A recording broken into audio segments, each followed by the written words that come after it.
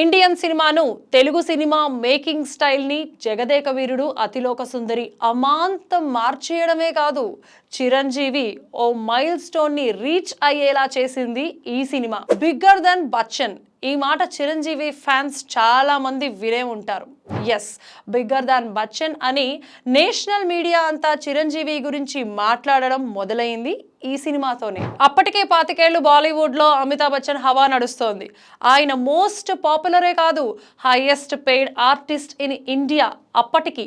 కానీ జగదేక వీరుడు రిలీజ్ తర్వాత చిరంజీవి అమితాబ్ ని మించిపోయారని, ₹1 కోటి పైగా రెమ్యూనరేషన్ తీసుకుంటున్నారు అని మీడియా మొత్తం రాయడం మొదలుపెట్టింది. క్రౌడ్ పుల్లర్ గా, కమర్షియల్ హీరోగా చిరంజీవి స్టామినా చెప్పడానికి ఇంతకన్నా ఎగ్జాంపుల్ ఇంకేం కావాలి? అంటే ఆడియన్స్కే కాదు, మెగాస్టార్కి కూడా జగదేక వీరుడు సినిమా అన్ని రకాలుగా మైల్ స్టోన్ గా నిలిచిపోయింది.